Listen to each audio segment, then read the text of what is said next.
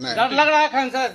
अब आप ही गजब बात पूछते हैं, यहाँ गोली चल गया तो मजा आएगा किसी को? क्या पटना की कोचिंग इंडस्ट्री अब पढ़ाई से ज्यादा विवादों के लिए जानी जाएगी? क्या छात्रों के सपनों की जगह अब कोचिंग सेंटरों में डर का माहौल बन रहा है? और आखिर ऐसी कौन सी दुश्मनी है जिसने एक बार फिर पूरे शहर का ध्यान अपनी तरफ खींच लिया है? आज की इस रिपोर्ट में हम आपको बताएंगे उस घटना की पूरी कहानी जिसने पटना के हजारों छात्रों और उनके परिवारों को चिंता में डाल दिया है। मंगलवार की रात पटना में उस समय हड़कंप मच गया जब शहर के चर्चित शिक्षक खान सर की कोचिंग में कुछ लोगों के घुसकर तोड़फोड़ और मारपीट करने की खबर सामने आई।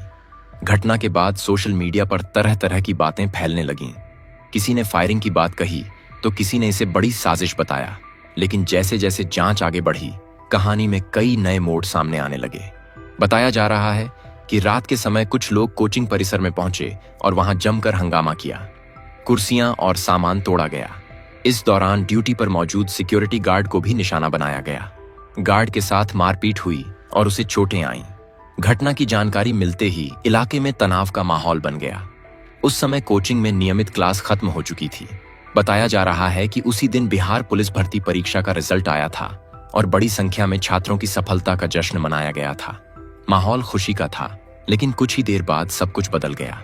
घटना की खबर मिलने के बाद खान सर भी देर रात कोचिंग पहुंचे। इसके बाद मामला पुलिस तक पहुंचा और जांच शुरू हुई।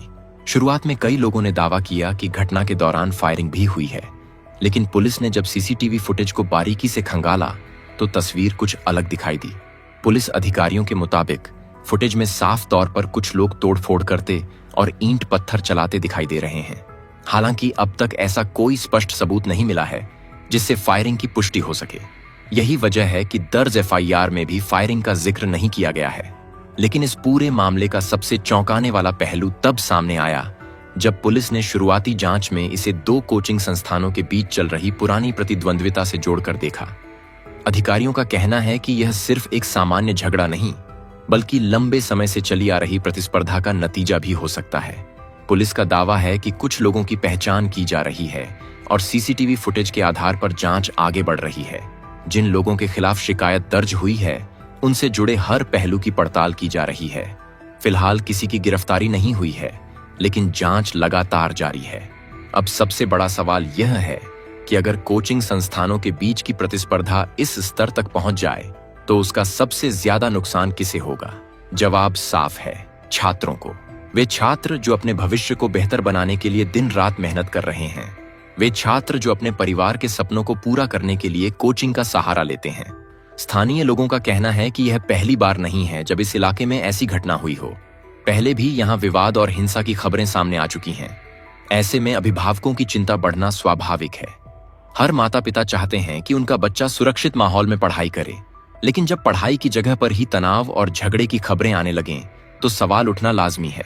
फिलहाल पुलिस ने इलाके में अतिरिक्त सुरक्षा व्यवस्था कर दी है और हालात पर नजर रखी जा रही है।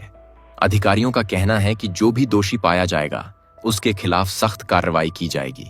लेकिन इस पूरी घटना ने एक बार फिर यह सोचने पर मजबूर कर दिया है कि शिक्षा के केंद्र माने जाने वाले संस्थानों में आखिर ऐसा माहौल क्यों बन रहा है? क्या प्रतिस्पर्धा अब इतनी बढ़ चुकी है कि उसका असर कानून व्यवस्था तक पहुंचने लगा है? और क्या आने वाले समय में छात्रों को सुरक्षित माहौल देने के लिए और सख्त कदम उठाने की जरूरत होगी? इस मामले की जांच अब भी जारी है और आने वाले दिनों में कई नए खुलासे हो सकते हैं। जैसे ही कोई बड़ी अपडेट सामने आएगी हम आपको सबसे पहले जानकारी देंगे। इसलिए वीडियो को लाइक करें, चैनल को सब्सक्राइब करें और कमेंट में जरूर बताएं कि इस पूरे मामले पर आपकी क्या राय है।